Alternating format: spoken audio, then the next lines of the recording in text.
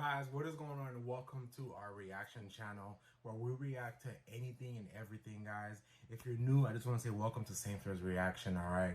Hope you guys love all the reactions that I have going on the channel, all right? There's something new going up daily, if not daily, then weekly, all right? If you have something for me to watch, just leave it on the comments and the videos. Leave the link, leave anything. If you're a newcomer, welcome. Thank you guys so much and welcome. Hope you have fun.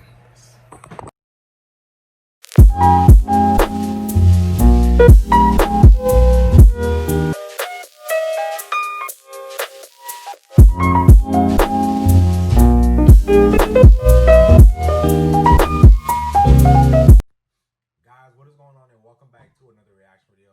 Today I have for you The Hikers Scary Story Animated, alright? By Nightmare Tales. So, what you guys don't know about me is me and Scary Stuff, just a little backstory. Me and Scary Stuff, we are not the best of pals. Okay, it's like I love and hate Scary Stuff at the same time. And since it's the end of October, like the last week of October, I decided, hey, let me go ahead and just make it a scary week. All right, so hope you guys enjoy. I'm doing this for you guys. All right, I hate this shit, but I gotta do it. I gotta do it. So I got my headphones right here. I got my water. If you're new, welcome to the channel. All right, go ahead and check it out. Just go through all the playlists, see what I've reacted to. All right, so put the brightness up for you guys. Nice chocolate skin. Smile. The video's gonna go right here. All right, Nightmare Tales. Let's see what you got for me. The Hikers. In the southern highlands of the Australian state of New South Wales, the Belanglo State Forest is home to an enormous area of plantation pine and native forest. See, first of all, you lost me at forest. I would never go into a forest. That's just me being me. Fuck that. Okay, let's go. It's free to access for all and is popular for four-wheel driving, trail bike riding, and forest camping. In December 1989, two American tourists set off into the forest with the intention to spend several days hiking and camping as they made their way from one side of the forest to the other. Both physically fit and experienced in hiking and orienteering, their first day was spent trekking up into the hills to gain a solid viewpoint from which to survey the land around them. From one of the highest points, the view was spectacular, so the couple stopped to rest and take in the beauty of their surroundings. Whilst observing the vastness of the countryside, the man pondered how easy it would be to come lost out here, or worse, to disappear completely. He's smart. He's smart. As she took a drink, the woman dislodged a small rock, knocking it off the edge and sending it falling hundreds of feet into the water below. She felt a chill as she realized how easy it would be to fall off, and how slim the chances of survival would be. They thought they were completely alone. However, this changed when they realized they could hear the sound of footsteps heading up the hill behind them. The man could make out the silhouette of a single person who had stopped and was just standing there. Although this wasn't particularly unusual, it still didn't feel quite right, so he told his girlfriend that he thought it would be best if... Babe, we gotta go. We gotta go now. First of all, babe, why did you put the idea of hiking in my head? First of all, second of all, babe, why are we here? Third of all, how the hell did you get me? How the hell did you convince me to come to a forest? Wow. They kept moving. She nodded in agreement, and they set off to find an area to camp for the night. As night fell over the forest, the temperature dropped quickly. Fortunately for the couple, they'd managed to set up their tent while they still had light, and had set up a campfire on which they cooked their dinner. They then sat and relaxed, staring deeply into the fire as they reflected on the day that had just gone, and excitedly pondered the next few days and what lay ahead. Wow. Not me. Not me. They soon retired to the tent and were asleep within minutes, thanks to the efforts of the day. The forest was at no time completely silent. There are dozens of nocturnal animals in Australia, and due to this, at night the forest comes alive with the sound of insects and marsupials.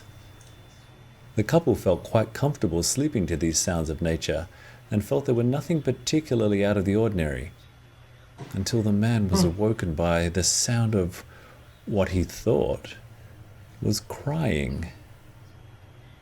Oh, he leaned my over God. to his girlfriend and asked her if she could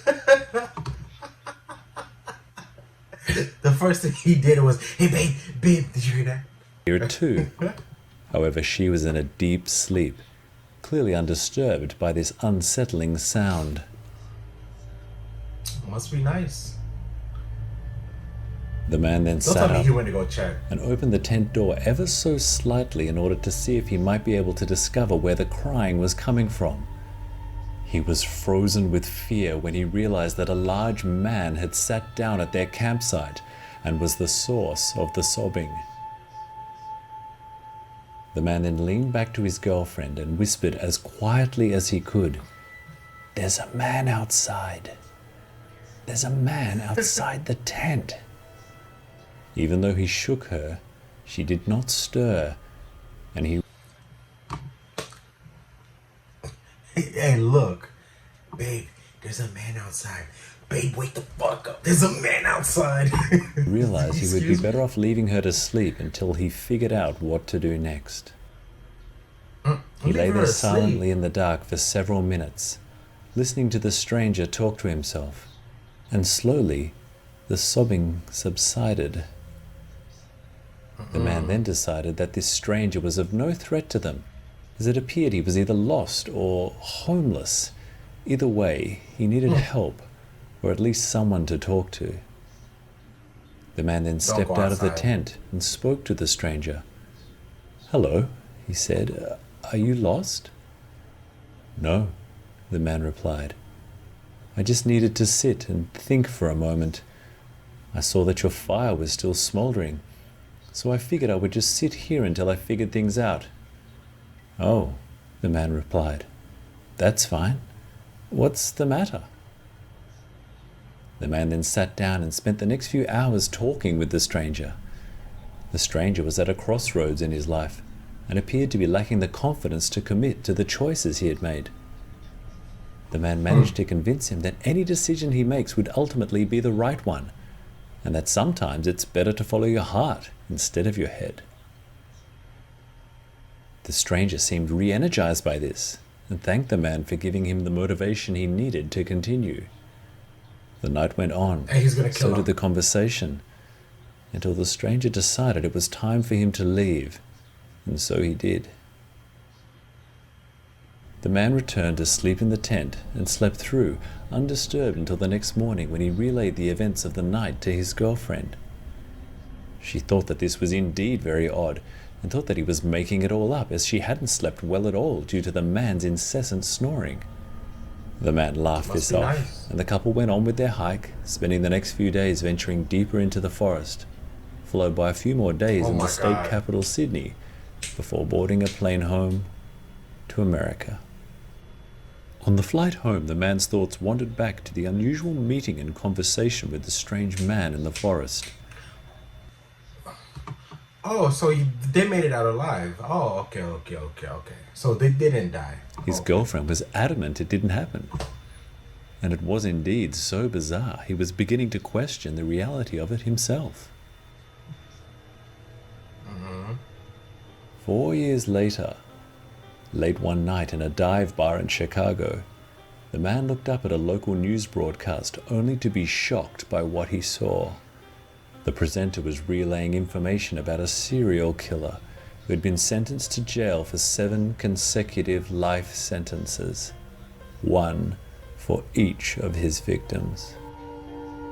The report told of the dates when the victims went missing, and a feeling of terror and guilt ripped through the man as he realized that the first victim would have been around the exact time he had met this stranger.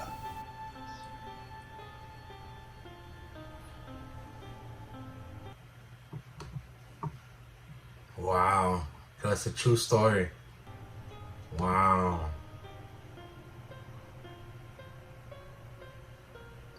Wow. You know, yeah, guys, go support him. See, it's crazy